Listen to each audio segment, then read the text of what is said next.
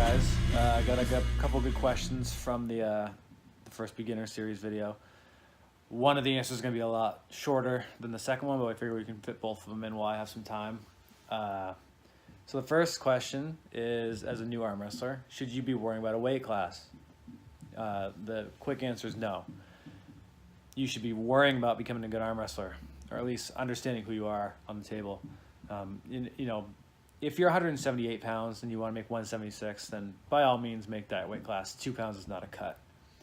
If you don't eat or drink for 4 hours, you can probably make 176 if you're 178 pounds. But if you're 190 pounds and you're thinking about cutting the 14 pounds to make weight for a tournament, just pull 198. Come in as hydrated and healthy as you possibly can. When you first start arm wrestling, especially when you're training in a team environment, your body's going through some pretty good stress. It doesn't need to be made worse by not giving it the calories it needs. So, my opinion, don't worry about your weight. Once you find out who you are, once you kind of start, getting some targets, then you can start worrying about the weight, because you never know. Like, after a year of training, you might be a 200-pound guy if you start off at 198, or if you start off at 190. You might gain 10 pounds.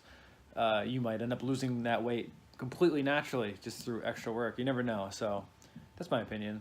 But the other question was, what is basically the best team training format for a new guy? So we'll kind of go by the ending of the last video, which is basically, are you going to train or are you going to compete the first time, right? So we'll just skip forward a little bit.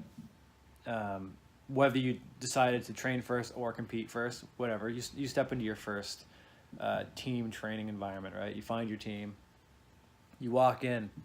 Well, what's it going to be like? Well, it's pretty simple. There's going to be a bunch of guys and a couple tables probably, right?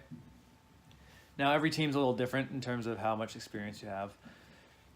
But there's always, there's typically somebody there with some decent experience, maybe a few titles, that kind of thing. First of all, just don't worry about telling people that you're new.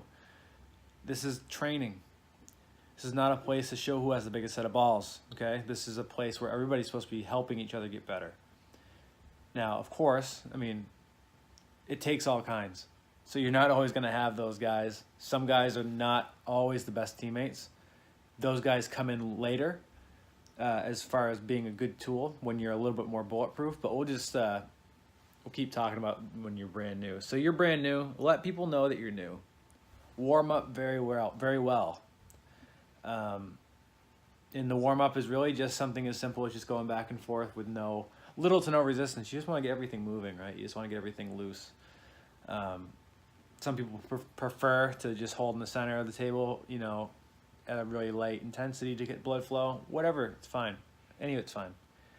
The biggest number one thing to remember, you're brand new, you're going to training, is you're going to get stronger. Okay? New guys get strong quick. It's just the way it is. It's a brand new stimulus, so your body adapts to it pretty quick. So that's the number one thing to remember. No matter what, you are going to get stronger. The second thing to remember is that you don't have to go 100% at training, especially when you're new. You do not have to go 100%. There's a lot of reasons why. So you're going to find out that you get tired really fast on the table. There's something about all that static holding and really being able to lock in and try, even at 50%. You don't breathe well. You don't do anything well when you're brand new. So you're not very efficient. When you're not efficient, you burn up very quickly. So you're going to get tired. Even if you pull out a 50% for, we'll say, five matches, your arm is going to be probably pretty blown up. Your heart rate is probably going to be going a little bit. You're going to be surprisingly tired, most likely. So you're going to get a really good workout even at a lower intensity. But really what's important is the lower intensity and getting that nice gradual workout. You're going to be able to come back the next week and do the same thing over again. That's important in the sport, consistency. You want to be able to show up every week, put your time in, continue to get better, and not get injured. Everything else will fall into place. You'll find out if you're a good top roller. You'll find out if you're a good hooker. You'll find out if you're a good press guy. If your arm is the strong spot, or if your hand is the strong spot, your pronation. You'll find out all that no matter what.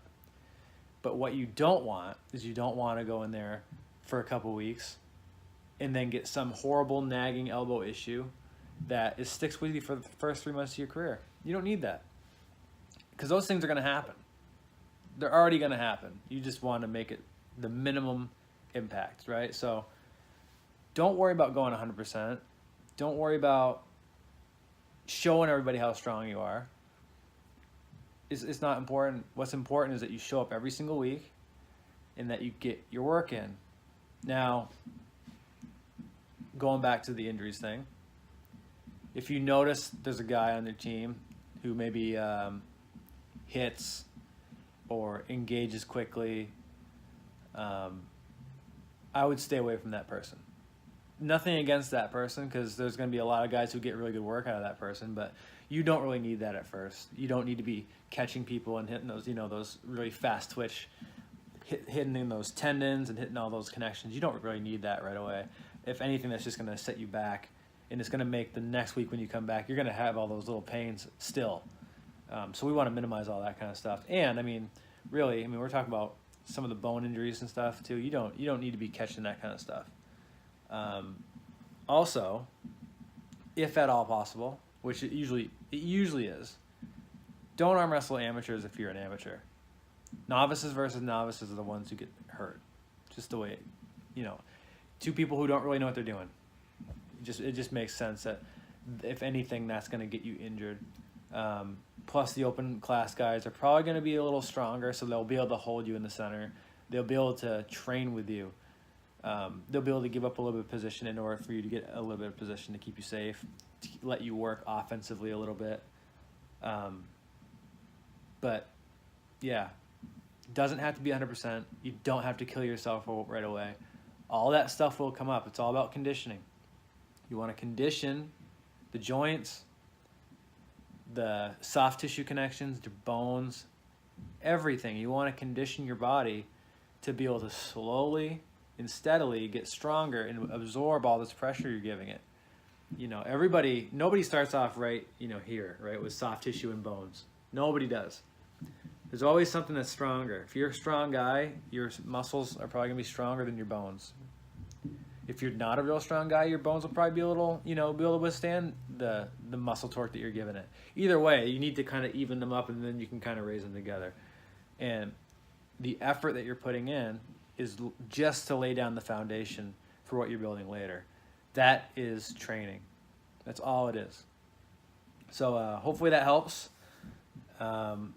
Again, feel free to write us at the Hand Control Facebook page with any questions. That's the easiest place to give it to us, because then we can kind of keep track of any questions that come in. We will continue to do this. It won't be every day, so I'll just when I have time, I'm happy to make a video. But yeah, that's it. Doesn't have to be 100%. You're just laying down that foundation so that someday you can build a house on it, right? Good luck, guys.